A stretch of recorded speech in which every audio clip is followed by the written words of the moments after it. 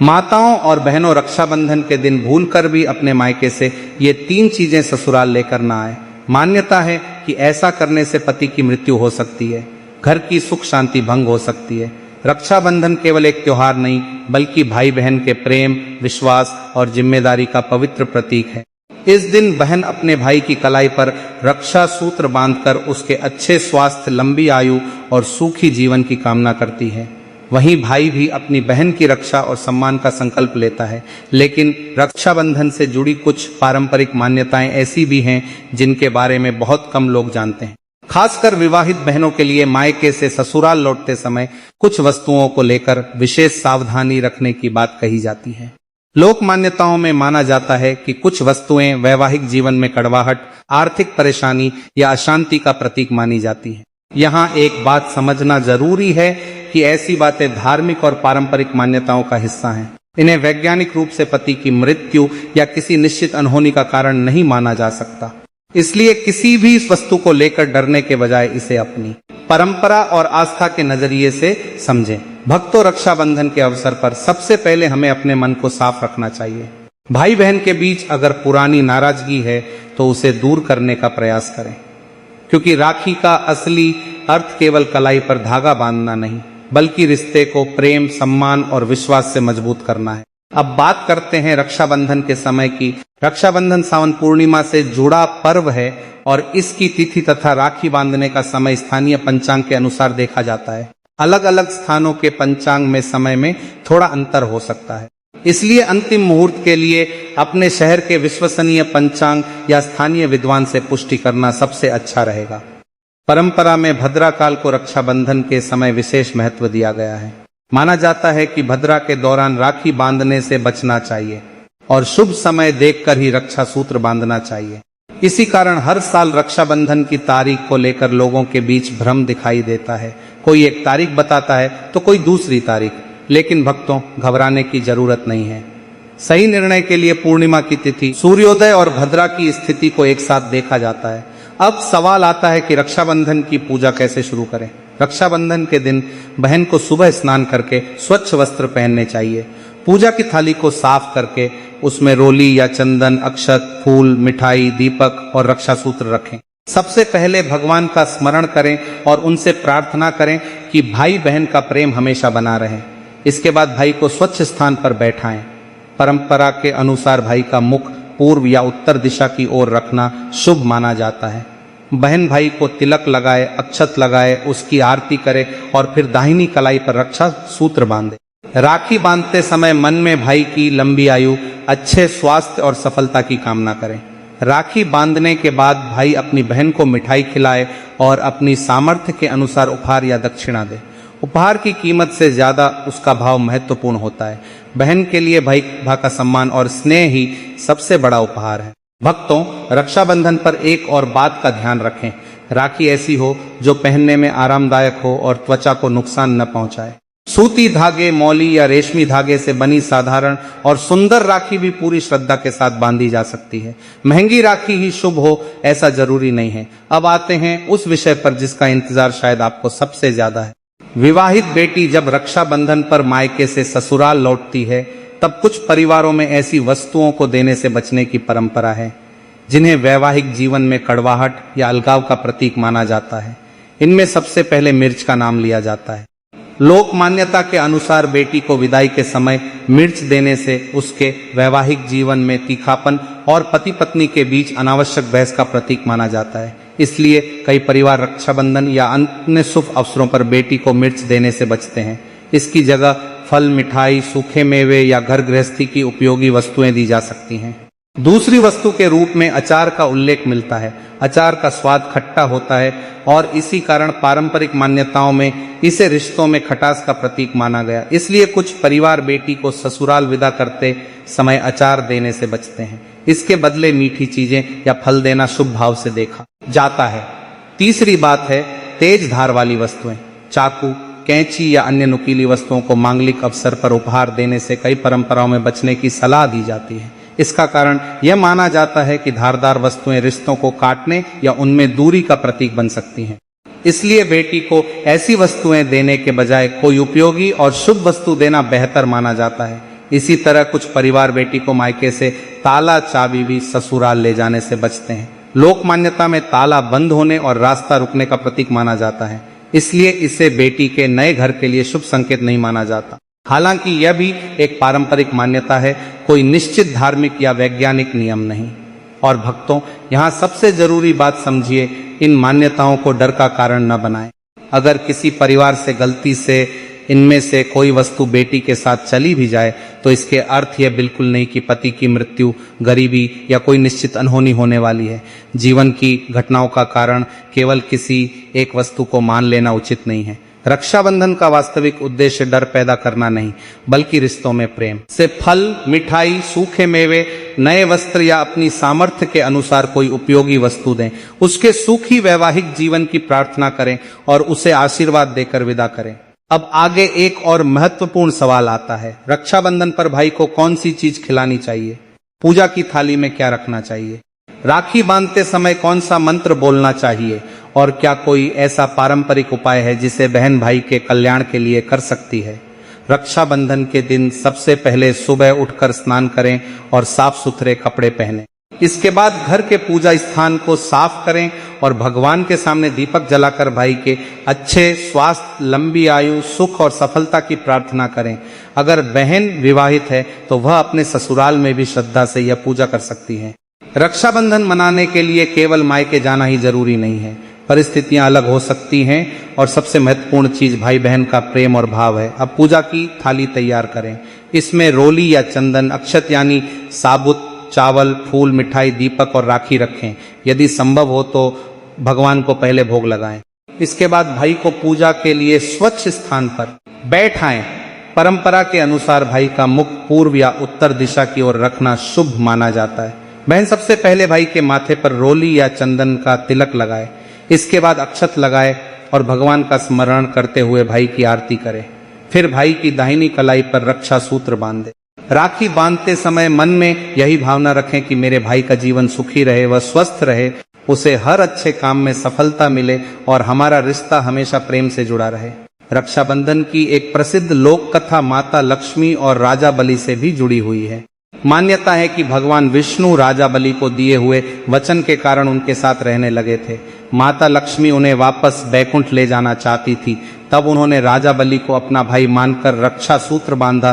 राजा बलि ने बहन का सम्मान करते हुए उनसे वर मांगने को कहा। माता लक्ष्मी ने भगवान विष्णु को अपने साथ वापस ले जाने का आग्रह किया और राजा बलि ने भाई होने के नाते अपना वचन निभाया। यह कथा हमें एक बहुत सुंदर संदेश देती है। राखी केवल धागा नहीं, बल्कि विश्वास और जिम्मेदारी का प्रतीक है। भाई बहन की रक्षा का संकल्प लेता है और बहन भाई के सुखी जीवन की प्रार्थना करती है। अब बात करते हैं राखी की गांठों की। कई परिवारों में राखी बांधते समय 3 गांठें लगाने की परंपरा है। इन गांठों को अलग अलग धार्मिक प्रतीकों से जोड़ा जाता है, लेकिन इसे कोई अनिवार्य नियम न माने। सबसे महत्वपूर्ण चीज श्रद्धा और प्रेम है। राखी बांधने के बाद भाई अपनी बहन को मिठाई खिलाए और अपनी सामर्थ्य के अनुसार उपहार दे। बहन भी भाई को अपने हाथ से मिठाई खिलाए। अगर भाई और बहन एक दूसरे से दूर रहते हैं तो फोन या वीडियो कॉल के माध्यम से भी यह भाव व्यक्त किया जा सकता है। दूरी रिश्ते के प्रेम को कम नहीं करती। अब सवाल आता है कि रक्षाबंधन पर भाई अपनी बहन को क्या उपहार दे? सबसे अच्छा उपहार वही है जो बहन की जरूरत और पसंद के अनुसार हो। नए कपड़े, पुस्तकें, शिक्षा से जुड़ी सामग्री, मिठाई, फल, सूखे मेवे, आभूषण या अपनी सामर्थ्य के अनुसार धनराशि दी जा सकती है। महंगा उपहार देना जरूरी नहीं है। अगर भाई आर्थिक रूप से सक्षम नहीं है तो प्यार से दिया गया छोटा सा उपहार भी उतना ही मूल्यवान है। कई परंपराओं में धारदार वस्तुएं, ऐसी चीजें जो आसानी से टूट जाएं, या कुछ विशेष रंगों की वस्तुओं को मांगलिक अवसर पर देने से बचने की सलाह मिलती है, लेकिन इन्हें लेकर भयभीत होने की जरूरत नहीं है। उपहार चुनते समय सबसे अच्छा नियम यही है कि वस्तु उपयोगी हो, बहन को पसंद आए और उसे सम्मान के साथ दिया जाए। अब बात करते हैं भोजन की। रक्षाबंधन के दिन घर में सात्विक और ताजा भोजन बनाना कई परिवारों की परंपरा है। खीर, पूरी, हलवा, मिठाई, सेवियां, फल और घर में बनने वाले अन्य शुद्ध व्यंजन बनाए जा सकते हैं। भोजन की सूची परिवार की परंपरा और व्यक्ति की पसंद के अनुसार अलग हो सकती है। यदि कोई व्यक्ति व्रत रखता है तो उसे अपनी परंपरा के अनुसार व्रत का पालन करना चाहिए। केवल राखी बांधने से किसी की आयु कम या ज्यादा होती है, ऐसा निश्चित रूप से नहीं कहा जा सकता। इसलिए व्रत को श्रद्धा और व्यक्तिगत आस्था का विषय समझे, डर का कारण नहीं। अब भक्तों, एक और महत्वपूर्ण बात, अगर भाई अपनी विवाहित बहन के घर राखी बंधवाने जाता है तो यह बहुत सुंदर परंपरा है। भाई बहन के घर जाकर उसका सम्मान करता है, उसके परिवार से मिलता है और उसके सुखी जीवन की कामना करता है। इससे भाई बहन का रिश्ता और मजबूत होता है। लेकिन अगर बहन दूर रहती है, यात्रा करना उसके लिए संभव नहीं है, या परिवार की कोई विशेष परिस्थिति है, तो बहन को मायके बुलाकर भी रक्षाबंधन मनाया जा सकता है। किसी रिश्ते की पवित्रता केवल इस बात पर निर्भर नहीं करती कि त्योहार किसके घर मनाया गया। अब एक छोटी सी लेकिन महत्वपूर्ण बात, रक्षाबंधन के दिन यदि संभव हो तो भाई बहन एक दूसरे से पुराने गिले शिकवे दूर करें। कई बार छोटी छोटी बातों के कारण वर्षों तक बातचीत बंद रहती है। राखी का दिन उस दूरी को खत्म करने का सुंदर अवसर हो सकता है। भाई अपनी बहन से केवल यह वादा ना करे कि वह हर परिस्थिति में उसकी रक्षा करेगा, बल्कि उसका सम्मान भी करे, उसकी बात सुने और जरूरत पड़ने पर उसका साथ दे। वहीं बहन भी भाई के सुख दुख में उसका साथ देने का संकल्प ले। यही रक्षा सूत्र का वास्तविक भाव है। और भक्तों, अब आता है इस भाग का सबसे महत्वपूर्ण हिस्सा। अगर आप रक्षाबंधन के दिन भाई के लिए कोई आध्यात्मिक उपाय करना चाहते हैं तो सबसे सरल उपाय है भगवान के सामने दीपक जलाकर भाई के लिए प्रार्थना करना। इसके बाद भाई की कलाई पर राखी बांधते समय ऊपर बताए गए रक्षा मंत्र का श्रद्धा से उच्चारण करें। आप चाहें तो ओम महालक्ष्मी नमः, ओम नमो भगवते वासुदेवाय या ओम नमः शिवाय जैसे भगवान के नामों का भी स्मरण कर सकते हैं। मंत्रों का उद्देश्य मन को एकाग्र करना और ईश्वर के प्रति श्रद्धा व्यक्त करना है। इन्हें किसी चमत्कार की गारंटी समझना उचित नहीं है। अगर भाई किसी दूसरे शहर या देश में है तो बहन भगवान के सामने उसकी तस्वीर या केवल उसका नाम स्मरण करके उसके लिए प्रार्थना कर सकती है। इसके बाद वीडियो कॉल पर राखी बांधने की भावना भी व्यक्त की जा सकती है। तकनीक दूरी कम कर सकती है, लेकिन रिश्ते को मजबूत बनाने वाला भाव हमेशा इंसान के दिल से आता है। भक्तों, रक्षाबंधन का सबसे बड़ा संदेश यही है कि परिवार में प्रेम बना रहे, बहन का सम्मान हो, भाई जिम्मेदारी निभाए और दोनों एक दूसरे के सुख दुख में साथ खड़े रहें। सबसे पहले एक बात हमेशा याद रखें, किसी भी उपाय को चमत्कार या निश्चित परिणाम की गारंटी न समझे। धार्मिक उपाय मुख्य रूप से श्रद्धा, प्रार्थना और सकारात्मक संकल्प का माध्यम है। किसी भी व्यक्ति की सुरक्षा और सफलता के लिए वास्तविक जीवन में सावधानी, अच्छे निर्णय, मेहनत और परिवार का सहयोग भी उतना ही जरूरी है। रक्षाबंधन के दिन जब बहन भाई को राखी बांधने के लिए तैयार हो जाए तो पूजा की थाली में दीपक जलाएं, भगवान गणेश का स्मरण करें और मन में भाई के अच्छे स्वास्थ्य की कामना करें। इसके बाद भाई को तिलक लगाकर अक्षत चढ़ाएं और उसकी आरती करें। राखी बांधते समय प्रेम से वही रक्षा मंत्र बोलें जिसका उल्लेख पिछले भाग में किया गया था। अब आती है नजर उतारने से जुड़ी एक पारंपरिक मान्यता। कुछ परिवारों में रक्षाबंधन पर भाई की आरती के बाद थोड़े से रुपए लेकर उन्हें भाई के चारों ओर घुमाने की परंपरा है। मान्यता है कि इससे बुरी नजर दूर करने का भाव व्यक्त किया जाता है। यदि आपका परिवार यह परंपरा मानता है तो इसे श्रद्धा से कर सकते हैं। इसके बाद उस राशि को जरूरतमंद व्यक्ति को दान करना या मंदिर में अर्पित करना अच्छा माना जाता है। इस उपाय का सबसे सुंदर पक्ष यह है कि नजर उतारने के बाद राशि को अपने पास रखने के बजाय किसी जरूरतमंद की मदद में लगाया जा सकता है। इससे भाई की मंगल कामना के साथ किसी दूसरे व्यक्ति के चेहरे पर भी खुशी आ सकती है। अब बात करते हैं पवित्र वृक्ष से जुड़ी परंपरा की। कई भारतीय धार्मिक परंपराओं में पीपल, बरगद और शमी जैसे वृक्षों को विशेष सम्मान दिया जाता है। यदि परिवार की परंपरा में ऐसा करना उचित माना जाता है तो बहन किसी पवित्र वृक्ष के पास जाकर दीपक या जल अर्पित कर सकती है और भाई के लिए प्रार्थना कर सकती है। वृक्ष को नुकसान पहुंचाए बिना उसके पास श्रद्धा से पूजा करना ही पर्याप्त है। कुछ लोग वृक्ष पर रक्षा सूत्र बांधने की परंपरा भी निभाते हैं। अगर ऐसा करें तो ध्यान रखें कि पेड़ की छाल या शाखा को नुकसान न पहुंचे। प्लास्टिक की रस्सी या ऐसी सामग्री का इस्तेमाल न करें जो पर्यावरण के लिए नुकसानदायक हो। प्राकृतिक सूती धागे या मौली का प्रयोग बेहतर विकल्प है और पूजा के बाद वहां कचरा छोड़ना भी उचित नहीं है। अब बात करते हैं मायके से ससुराल लौटने वाली बेटी की विदाई की। रक्षाबंधन पर जब बेटी अपने मायके से वापस ससुर लौटती है तो माता पिता अपनी क्षमता के अनुसार उसे कुछ उपयोगी और शुभ वस्तुएं दे सकते हैं। फल, मिठाई, सूखे मेवे, नए वस्त्र, पूजा की सामग्री या घर में काम आने वाली कोई वस्तु दी जा सकती है। सबसे जरूरी है कि बेटी को प्रेम और आशीर्वाद के साथ विदा किया जाए। माँ अपनी बेटी से कह सकती है, बेटी जहां भी रहो खुश रहो, अपने घर को प्रेम से संभालो और अपने सम्मान को हमेशा बनाए रखो। पिता बेटी को यह भरोसा दे सकता है कि मायका हमेशा उसके लिए प्रेम और सहारे का स्थान रहेगा। भक्तों, कई जगहों पर बेटी को विदाई के समय मिर्च, अचार, धारदार वस्तु या ताला चाबी देने से बचने की परंपरा है। जैसा हमने पहले बताया, ये लोक मान्यताएं हैं। इनके कारण किसी निश्चित अनहोनी या वैवाहिक समस्या की भविष्यवाणी नहीं की जा सकती। इसलिए अगर कभी ऐसी कोई वस्तु गलती से दे दी जाए तो घबराने की जरूरत नहीं है।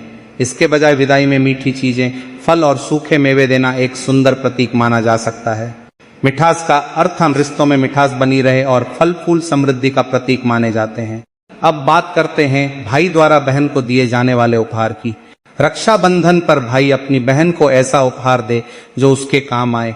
यदि बहन पढ़ाई कर रही है तो किताबें या पढ़ाई से जुड़ी सामग्री दी जा सकती है। यदि वह नौकरी या व्यवसाय करती है तो उसकी जरूरत के अनुसार कोई उपयोगी वस्तु दी जा सकती है। कपड़े, आभूषण, मिठाई, सूखे मेवे या अपनी क्षमता के अनुसार धनराशि भी दी जा सकती है। यह जरूरी नहीं कि भाई महंगा उपहार ही दे। अपनी आर्थिक क्षमता से ज्यादा खर्च करके या कर्ज लेकर उपहार देना समझदारी नहीं है। प्रेम से दिया गया छोटा उपहार भी बहुत मूल्यवान होता है। इसी तरह बहन को भी भाई से महंगे उपहार की अपेक्षा नहीं करनी चाहिए। राखी का मूल्य बाजार की कीमत से नहीं, रिश्ते की भावना से तय होता है। अब एक और महत्वपूर्ण विषय, रक्षाबंधन पर किन चीजों से बचना चाहिए। सबसे पहले अनावश्यक विवाद से बचें। अगर परिवार में किसी बात को लेकर तनाव चल रहा है तो त्योहार के दिन पुराने विवादों को बढ़ाने के बजाय शांतिपूर्वक बातचीत करने की कोशिश करें। दूसरी बात, भोजन हमेशा अपनी परंपरा और स्वास्थ्य के अनुसार रखें। यदि परिवार सात्विक भोजन करता है तो उसी परंपरा का पालन करें। ताजा और स्वच्छ भोजन बनाएं और भोजन को व्यर्थ न जाने दें। तीसरी बात, पूजा के नाम पर किसी को डराने की कोशिश न करें।